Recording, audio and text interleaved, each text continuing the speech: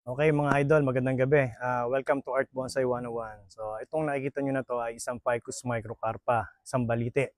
Ito ay tinanim ko, nagsimula siya sa ganito lang kalaki from cuttings. So ayan. Ngayon siya ay nasa 10 years old na ngayon. Tapos, ang ginawa ko sa kanya, kaya ganyan, malaki agad ang tronco niya, ginawa ko, pinuse ko yan. So bawat isa nito may fuse. So ayan. Ngayon, nung lumaki ngayon to, ito, pinagdikit-dikit ko na siya kaya naging ganyang kalaki. Tapos nun, ito ngayong ugat na to, ginawa ko rin yan, inangat ko siya, then hinimay ko, sinuklay ko yan, tapos nakita niyo meron siyang guide. So yan, so lahat may guide. So ibig sabihin yan, kaya may guide, para yung ugat, yung flow niya, dyan lang pumunta at hindi pumunta sa ibang direksyon. Para kung sakali magse-setback tayo ng primary roots, ang mangyayari sa kanya, magiging multiply na siya dito na malinis na hindi siya nagko-cross-cross yung ugat. So yun, pwede naman yung mga ganong cross na minsan nangyayari talaga na kailangan natin, kagaya sa mga Yamadori. Ito kasi ay homegrown, sustainable bonsai na ikaw mismo yung nagsimula ng bonsai hanggang matapos na kinakailangan maging perfecto yung yari niya. Okay. So, tapos itong puno na to, galing to sa wild. Pinag-wild ko siya. Pinag-wild ko. Tapos nung na-achieve ko na yung laki ng primary dun sa trunk, hanggang nag-setback na ako. So bakit tayo nagse-setback? So ang meaning ng nagse-setback, para umatras yung mga sanga na kailangan natin at magkaroon sa loob ng sanga. Hindi kagaya nung simula umpisa hanggang sa dulo nile-layout natin at nilalatag natin. So ang nangyayari, nawawalan tayo ng tapering. So for example ito, kung mapapansin nyo, ang laki ng primary niya. Ito yung primary. Hanggang naging tapered. So ito na ngayon yung 1, 2, 3 secondary. Sa 1, 2, 3 secondary na to, yan yung i-layout natin para makuha na natin yung tamang design doon sa mga branches na paikot sa kanya. Tara, simulan na natin. So bali ito yung primary natin. Ayan. Then, ito na yung pangalawang sanga. 1, 2, 3. So nakadevelop na tayo ng secondary. Ngayon, eto ngayon sumupling na to, iyan ay tertiary branches. So sa tertiary branches, i-continue pa rin natin yung 1, 2, 3 secondary. For example, ito yung 1 natin, di ba? So ito ngayon yung number 1, continue. Ito naman yung number 2, ito yung continue. Ito naman yung number 3, continue. Then, ang gagawin natin, kung mapapansin nyo, bakit lagi na lang dalawa? Dalawa, di ba? Kasi, ito ngayon, i-maintain na to. So, isa na yan sa twigs. So, primary, 1, 2, 3, secondary, then tertiary. So, sa tertiary, doon na tayo gagawa ng pang-ramification ng twigging. So, ito yung tinatawag kong primary twigs. So, may nauna na siyang isa. Kaysa tanggalin natin, kung mapapansin nyo, ito kasi negative space to kung wala kagad yan. So, meron na siya. Pwede natin ilagay dyan yan para yung negative space, mapilapan kagad niya. So, ngayon, nagkaroon tayo dyan. Ang gagawin natin dito, bibilang tayo dito ng alternate na 1, 2, 3, 4, 5. 1, 2, 3, 4, 5. So hanggang magawa natin yung paddings na yan. Ito na yung wire na gagamitin natin. Ito ay 1.5 mm, 2 mm, 2.5 mm. So ito, nabili ko to kay Lake City. Ayan, black wire. Ito naman ay kay Mark Lee, brown wire. So, ayan. Hindi lang siya masyadong sa pagka-brown, pero darker kasi siya. So ayan, ito yung gagamitin natin. Ngayon, ang ginagawa ko bago ako mag-wire, itong mga dahon na to, hindi ko siya tinatanggal lahat. So, kasi kada isang dahon, possible na nodes na yan. Node, okay. Tapos, pag tinanggal ko ngayon to, yun lang mga ititira ko. Mga nasa taas na yan, ayan, ayan. Diba? So, yun yung mga nasa taas. So, ito naman ngayon, tatanggalin natin ang dahon yan. Tanggalan natin para humina kasi hindi naman siya major branches. So, yan ay primary twiggings. So, ito rin, lahat ng hindi kailangan na pa-wild din, tanggalin na. So, ayan. Tapos, ito, kung anong haba nito, mahaba ito masyado, di ba? So, puputulin natin yan. Ayan. So, ito na yung mga primary twigs. So, yan. Pag dinapa natin yan, dyan magra-ramification ng twiggings natin. So, kaya ko siya tinawag na primary twiggings. Yung tatlo na yan. Pero, yan talaga, yung 1, 2, 3, 4, 5 na yan, yan yung tertiary. So, pinadali ko lang yung proseso at saka yung paliwanag para mas madali maintindihan. So, ito ay ano na siya, papunta na ng number 2 mm na wire tsaka ito, yung dalawa na to. So, lahat naman na yan is 1.5. So, gagamit tayo rito ng 2 mm. So, i-advance na natin kasi pag di natin in-advance, ang mangyayari sa kanya, mabilis babakat yan. So, ang unang wiring, sa ilalim ang gagaling yan. Sa ilalim nito. Tapos, kinakailangan naka 45 degree. Yan. So, ito dito. So, after natin ito mailagay dito, huwag muna natin tapusin. Para nakalock na siya, hindi na gumalaw. So, yan yung lock. Siya.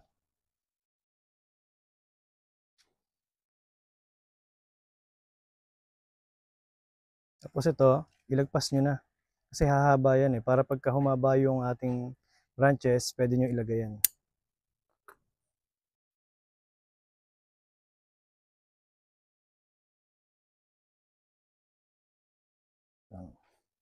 Yan, mapapansin nyo.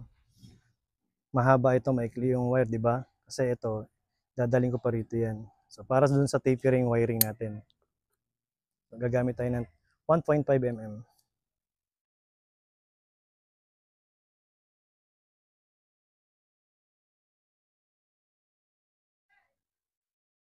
So, ito ngayon yung maglalak.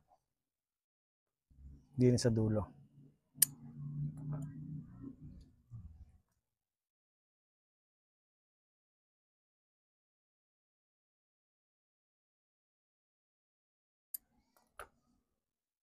Yan.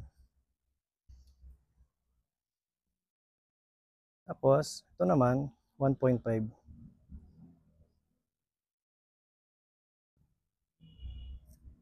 So, laging tatandaan, pag nagwa-wire tayo, huwag muna natin tapusin yung isa.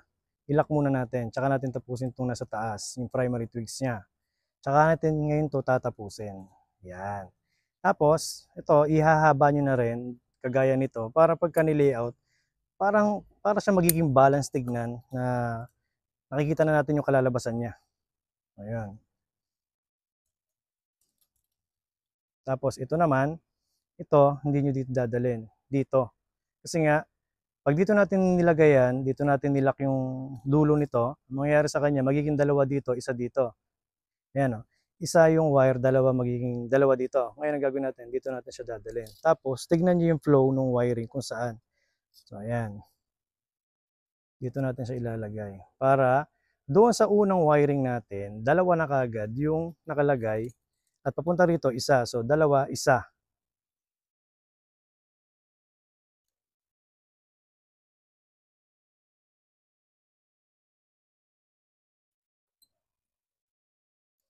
Ayan. Ayan na ngayon siya. So, ito ngayon yung top view ng ating branches. Ngayon, pag nag-layout tayo, unahin natin yung number 3. So, yung movement nito, meron na kasing isang primary twigs dito. So, dapat magkaroon tayo dito. So, tingnan natin kung may nodes. Ayun, meron siya. Dalhin na natin yung nodes dito. Ayan. Tapos, ito na yung isa. So, ayan na siya. So, after natin may layout yan, ito na, i-layout natin itong primary twigs. Ito nyo yung node na sa kabila. Dadali natin dito sa loob yan. Ayan. Na siya. Pagkatapos niyan, ito namang number 2. I-layout na natin. Ang unahin natin i-layout dyan itong primary twigs kasi na-layout na natin to, meron na tayong basihan doon sa ating layout. So, ito naman yung isang node. Titwist natin yan papunta doon para pumunta sa labas yung isang primary twigs.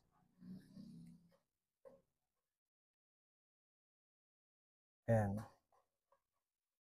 Pansin nyo yung layout, yung movement, yung flow nito.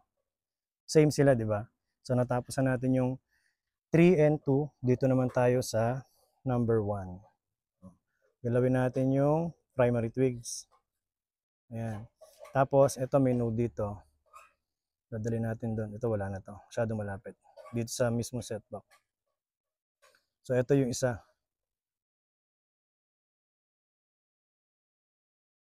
Tapos, ito na yung isa. Wala na pala to. Ito yung kailangan natin.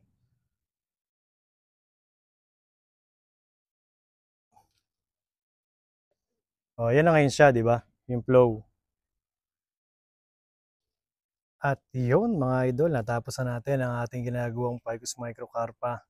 Kagandahan sa kanya, isang setback lang, nakuha natin ng tama lahat ng sanga. Hindi pinasakit ang ulo natin sa isang bonsai na to. So ayan, ang tawag dyan is triple trunk. So kung mapapansin nyo, ito yung isang ulo, ayun yung isang ulo, at ito yung pinaka main apex. So ayan, sa yung pinakamataas. So ayan, ayan siya. Diba?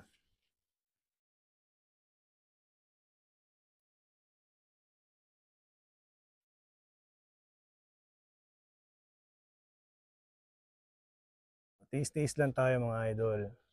Pag may tiyaga, may nilaga. So ayan, ulitin ko, galing to sa ganyang kalaki. Pinag-wild ko, tapos pinuse ko bawat isa nito. So ito, ayan, fuse yan. Fuse yung fuse. Tapos mag-fuse na silang, mag-fuse na to, at saka mag-fuse na yan, ang ginawa ko, pinagsama ko ngayon yan. Kasi nung una, separate yan. So ito muna, sumunod dyan. Tapos, tsaka ako pinagdikit ng isang buo na, kaya siya naging ganyan kalaki. So pwede yun. Ayan, no, di ba? So, mga advice ko, pag gagawa kayo ng Ficus microcarpa, huwag muna kayo mag-focus sa branches. Yung branches, madali na yan. So, ang kinakailangan natin i-develop yung formation na maayos ng trunk. Pagkatapos, roots. Yung dalawa lang muna na yan. Tapos, pag nagawa na natin yon at pulido na ng ating nebari, ugat, at saka trunk, movement, saka tayo gumawa ng magandang layout ng sanga. Sa Ficus microcarpa, kaya natin gawa ng paraan yan kung paano natin lalagyan ng sanga. So, ito yung sinasabi ko, bibigyan ko kayo ng tips. Nakita nyo to, kaya ito may sugat. Ayan o. May sugat siya, di ba? So, itong sanga na to, maliit pa lang, ganito pa lang siya kalaki, dito siya galing. Then, dinikit ko yan dyan. So, ito na ngayon siya, nakadikit na dyan. At ito na ngayon yung sanga. Ayun. So, tapos, meron akong ginawang bago. At ito yun. Nanggaling sa likod, dito siya galing sa likod na to, then nilagay ko dyan. Ayan ngayon yung project natin. So isa yung technique para magkaroon tayo ng branches dyan sa part na yan. Kasi ito, negative space yan, so kinakailangan natin magkaroon ng paddings dito sa part na yan. At ang kagandahan, nakuha natin ng 1, 2, 3 lahat. So ito, 1, 2, 3 yan. So 1, 2, 3, 1, 2, 3, 1, 2, 3, 1, 2, 3, 1, 2, 3, 1, 2, 3, 1, 2, 3, at 1, 2, 3. Ngayon, meron tayong mga pagwa-wild din. Kagaya nito, isa pa lang yan. Isa, isa, isa, isa. So, lahat yan. Tapos dito, isa, isa, isa. So, wala pa yan. So, pati yun, wala pa yun. So, ito pa lang, ay ngayon pa lang natin i-develop. Pagwa-wild din pa yan. Diba? So, tiis-tiis lang para makagawa tayo ng ganyan na puno. So, ayan siya.